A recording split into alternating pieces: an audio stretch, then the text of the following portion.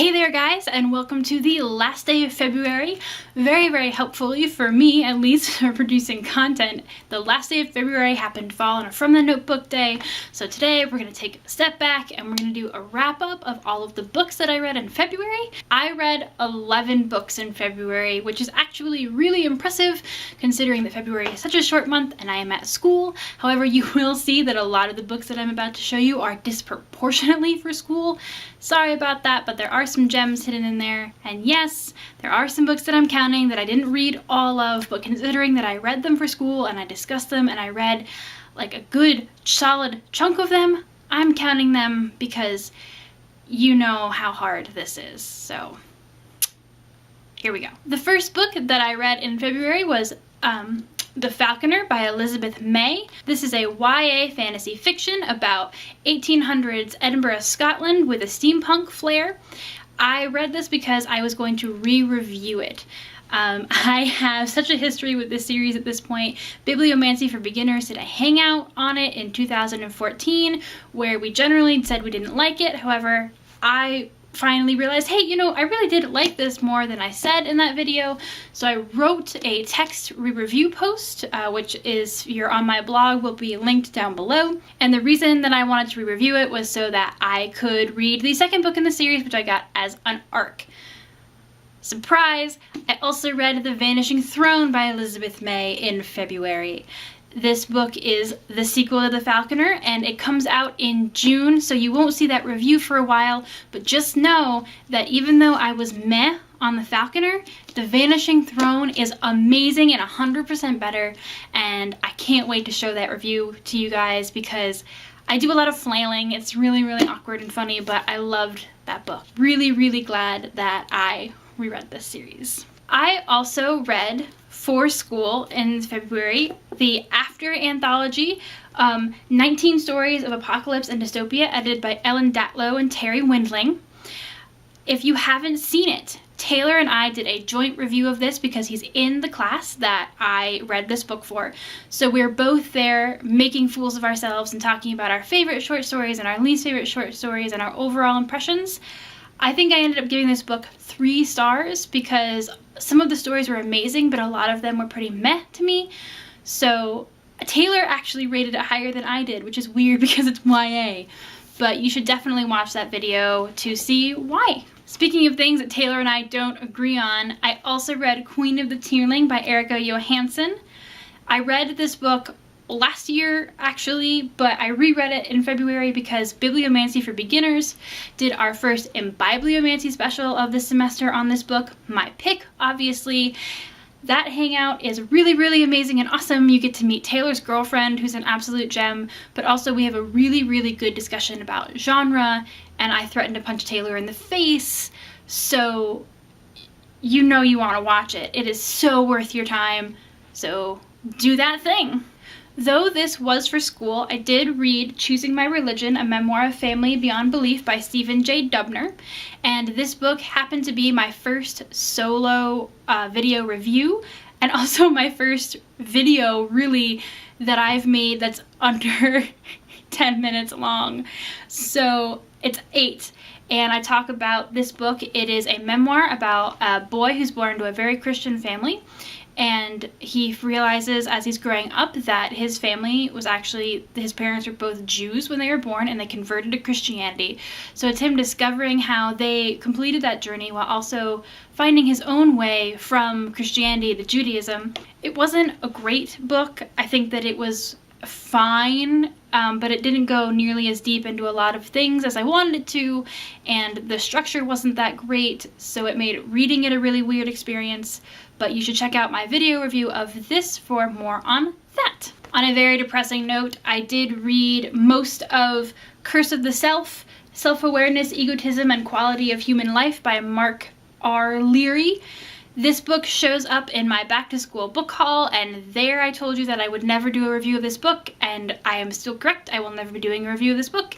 It's all theory about self-awareness and egotism and why we're all really egotistical human beings, and it makes you sad about the world and about life.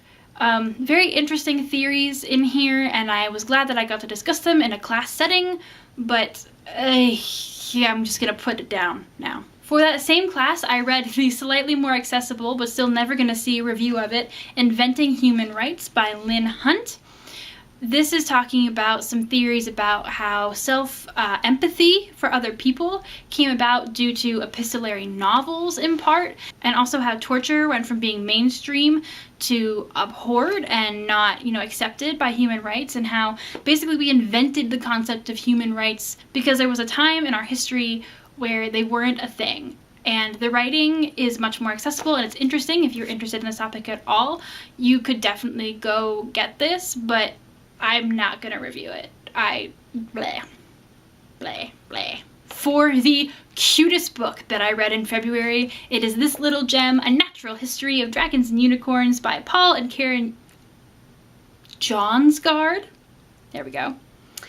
It is a cute little scientific-ish book about what if dragons and unicorns are real, and it's like a scientific study into the breeds and the history and the science and the biology, and it's really, really thin. It's really cute. Just missed the cutoff for being my PopSugar book, under 150 pages. But it's just so cute, and you read it and it's this really wry sense of humor. I'm not going to review it because it's not really like a book with a plot or anything like that, but if you are into fantastical creatures and you haven't read this, by and large the cutest, charming thing that I read in February, and you should totally look into that. Michaela and I both read together The Grace Keepers by Kirsty Logan. This book is my PopSugar pick for a book with a blue cover because it is blue enough. I also could have picked like The Vanishing Throne or this other book that I'm about to finish reading, but it'll probably be my first book finished in March. But I'm choosing this one because there might as well be something good that I got out of it. As you may guess, I did not like the book so much. I had a lot of issues with it. Michaela liked it more, and we do like a little bit of a book fight in our review. So if you're at all interested in seeing how that goes, you should definitely check out that review. I have not reviewed this book on the blog yet, but I'm thinking that I might. But it is Monique and the Mango Rains, 2 Years with a Midwife in Mali.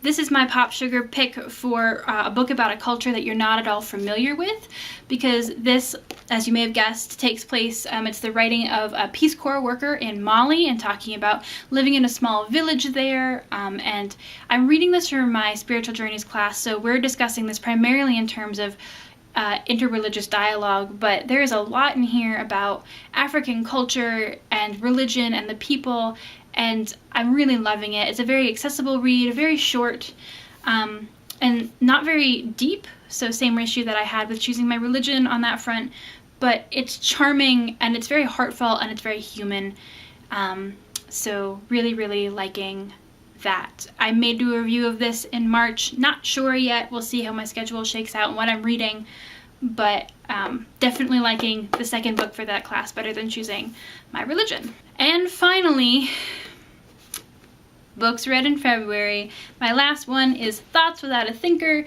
Psychotherapy from a Buddhist Perspective by Mark Epstein, MD. This is very interesting. It is not actually for my Spiritual Journeys class, it's for my senior seminar on the self. And because the Buddhist religion is a lot about, releasing us from the power of the self and quieting the self.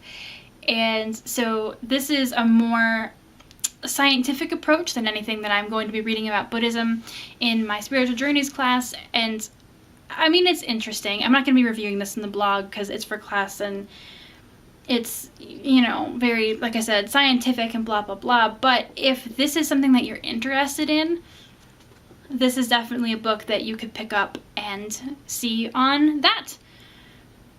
If you're into it. I don't know. I'm very fascinated by Buddhism, so I have a very skewed opinion of how good this book was. So, there you have it, guys. There are all the books that I read in February. I hope that you saw some books that you might have missed that I reviewed that you want to go back and see. If you saw a book that I didn't review but want to talk to me about, which there's a really weird selection there, but go ahead and chat with me. Otherwise, I look forward to March and all of the new goodies that we have coming for you guys. Thanks! Bye!